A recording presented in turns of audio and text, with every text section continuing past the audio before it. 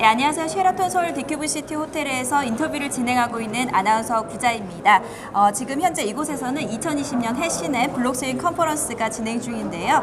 제 옆에는 테크앤로의 구태현 변호사님 나와 계십니다. 안녕하세요. 안녕하세요. 오랜만에 인사드립니다. 네, 반갑습니다. 네, 반갑습니다. 먼저 간단하게 자기소개 부탁드립니다. 네, 저는 소위 테크와 테크와 법, 기술과 법에 대해서 저희 전문 분야로 계속 노력하고 공부하고 있는 네. 변호사로서 블록체인 산업의 발전을 위해서 오늘도 이 자리에 섰습니다. 네, 감사합니다. 그렇군요.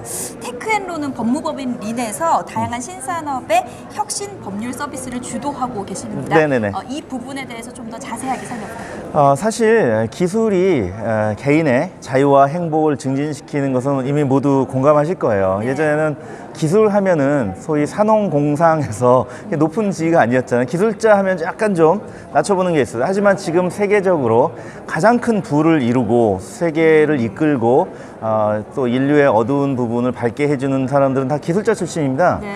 사실은 세계 1위의 부자도 빌 게이츠이고요. 뭐 아마존 제프 베조스, 페이스북의 주커버그 등등등등 말로 할 수 없고요. 우리나라도 서버 하나로 30조 원의 회사에 오른 네이버, 15조 원 가치를 가지고 있는 카카오 모두 기술자가 세운 회사들이에요. 이 수두룩합니다.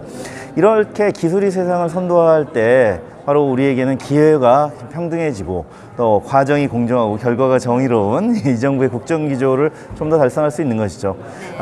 물론 규제가 합리적으로 변화돼야 되는 점이 있습니다. 네. 왜냐하면 기술이 아무리 발전해도 그를 둘러싼 규제가 불합리하게 발전하면 기술이 세상을 이롭게 하지 못하게 되거든요. 그래서 규제 개혁이 중요한 거죠. 즉 지금 제가 이미 말씀드린 것처럼 기술 그리고 규제, 기술과 법은 정말 동전의 양면처럼 함께 걸어가야 되는 존재이거든요. 테크앤로는 바로 이렇게 기술의 발전을 따라잡는 규제는 어떤 것인가를 연구하고 이에 대해서 바람직한 규제 정책을 제시하고 또 규제로 인해서 어려움을 겪는 기업들을 도와주는 일을 계속하고 있습니다. 네, 그렇군요. 맞습니다. 기술이 정말 중요한 것 같은데요. 또 변호사님께서는 한국에 몇 없는 IT 전문가 변호사로 또 활동을 하고 계십니다. 현재 대한변호사협회가 인정한 IT 전문 변호사는 극소수에 달하고 있는데요. 자격 기준이 또 있고 교육과정 이수도 해야 하는 등 굉장히 까다로운 절차가 필요하기 때문인데 어떻게 IT 전문 변호사로 또 활동을 하게 되셨는지 그 계기가 궁금합니다. 요즘에 유튜브의 인플루언서들을 보면 정말 존경하는데요. 뭐 제가 좋아하는 또 경제 전문 슈카, 올드 슈카 형이라든지 또는 IT 기기들을 잘 소개해주는 이석 씨 아시죠? 이분들이 저는 어느 대학을 나왔는지 몰라요. 근데 이분들의 컨텐츠를 사랑하고 구독합니다. 뭐냐면 이분들은 자기가 좋아하는 일을 계속 하는데 예전에는 좋아하는 일을 한다고 그것이 자기의 직업이 되긴 어려웠거든요. 맞아요. 근데 지금은 내가 좋아하는 걸 지속적으로 하면 어느새 남들에게 난 이렇게 해봤어, 이렇게 하니까 좋아, 이런 걸 쉽게 알려줄 수 있는 인플루언서가 되죠. 저도 제가 좋아하는 일을 계속 했습니다. 중학교 때부터요. 저는 전기전자가 너무 좋았어요. 그리고 고등학교 때는 PC 애플2라는 컴퓨터를 또 해서 막 베이직 프로그래밍을 했어요. 전기, 전자, 인터넷으로 연결되는 이 세상에서 계속 이제 기술과 관련한 것을 좋아하다 보니까 당연히 기술에 대한 이해가 공대 출신은 아니지만 문과생으로서는 뭐 조금 알게 됐고요. 그 다음에 또 법을 공부하다 보니까 당연히 IT 전문 변호사가 되는데 굉장히 좋았습니다. 아, 그렇군요.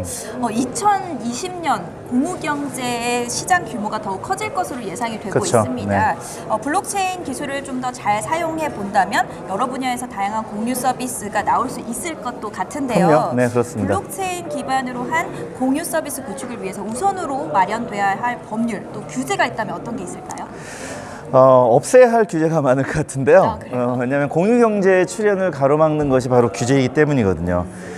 공유경제는 인터넷의 출발과 함께 꽃 피었다고 할 수 있습니다. 인터넷이 바로 공유경제예요. 네. 인터넷 출발 우리나라에서는 한메일넷이 한메일을 무료로 보급하는 걸로 시작했거든요. 97년입니다. 생각해 보시면 이메일을 서버에서 무료 이메일 계정을 받는다는 것은 이메일 서버를 운영하는 분들이 자기 자원을 공유해 준 거잖아요. 그래서 우리가 이메일을 모두 갖게 된 거고 서로 소통을 할 수 있게 시작된 거죠. 네이버나 카카오 같은 서비스도 다 우리가 모두 그런 서비스를 만들 수 없고 어떤 잘하는 분들이 만든 걸 공유하고 있는 거잖아요. 마찬가지로 기본적으로 인터넷 속성은 공유입니다. 인터넷은 그리고 블록체인은 말씀 많이 하시듯이 가치의 인터넷이라고 하는데요. 그 안에 이제 가치가 중복 없이 이중 지불 위험 없이 이전하는 블록체인은 공유 서비스잖아요. 바로 가치를 공유할 때 위험이 적은 서비스라는 점을 생각해 보면 블록체인과 공유 경제는 본질상 찰떡궁합입니다. 그래서 공유 경제를 이루는 데 있어서 블록체인은 바로 내가 알지 못하는 사람과의 합의를 쉽게 달성해 줄 수 있는 가치의 인터넷입니다. 기존의 인터넷은 누군지 상대방이 알기가 어렵고요. 네. 사기를 많이 당할 수 있어요. 왜, 그 중고나라 같은 데 뭘 구매하시면, 택배가 오는데 벽돌이 들어서 오는 경우 있잖아요. 돈은 가고 벽돌이 오는, 뭐 이런 것을 예방해 줄 수 있는 것은 이제, 블록체인의 유용한 서비스들이 신원인증부터 시작해서 그리고 실제 거래가 이루어지는 과정이 투명하게 기록되고 공유되는 것에서 가능합니다.